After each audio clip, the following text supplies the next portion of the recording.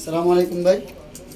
আজকে আমি আপনাদেরকে শেখাচ্ছি বিদেশের বাড়িতে গিয়ে কিভাবে কলম শাটারিং করবেন। এখানে আমরা 50 সেন্টি নিয়েছি। একইভাবে সেম এখানেও মাপ দিতে হবে। 50 সেন্টি বরাবর আছে কিনা এটা দেখতে হবে। ঠিক আছে, এটা 25-এর কলম। এখন আমরা অপর সাইডটা মাপ দিতেছি। এখানে আমরা 34 সেন্টি নিয়েছি। দুনো মাথায় বরাবর সাইড করতে হবে। এখানেও বরাবর আছে। ওকে, এখন যে আমরা কলমটা ফিক্সিং করব। এখন আমরা কলমটা ফিক্সিং করতেছি। কীভাবে ফিক্সিং করে আপনাদেরকে বলতেছি। সেকেন্ড গেল ভাই।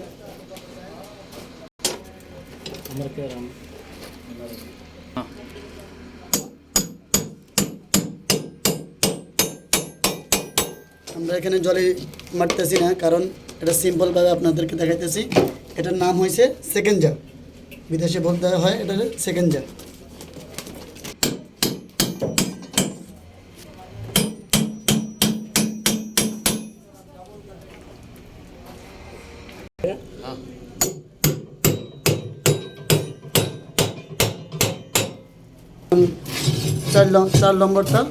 চার নম্বর সাইড মারতেছি। ওকে,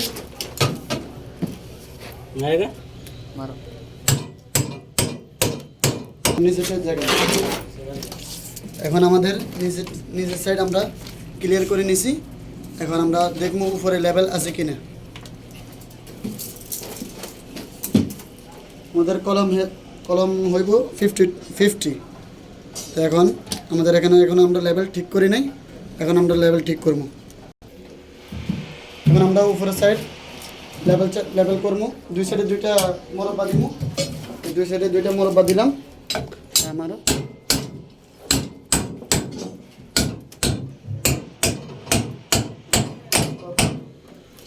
এখানে টাইট করো।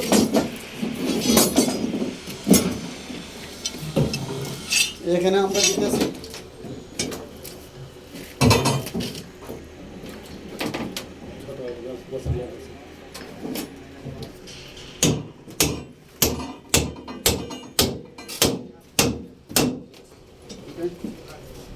আমাদের এখন সেকেন্ড জা মারা হয়েছে। এখন আমরা চেক করবো আমাদের কলম 50 আছে কিনা। 50 নাই। এখন আমরা টাইট করবো। এটারে টাইট হয় না এখনো। টাইট করে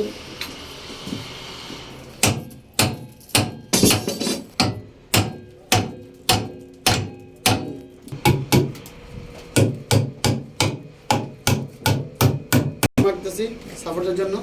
এখন আমাদের এই সাইডটা মানে লম্বার কারণে আমরা আগে লম্বাটা ক্লিয়ার করবো।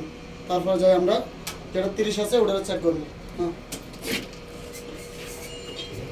আমার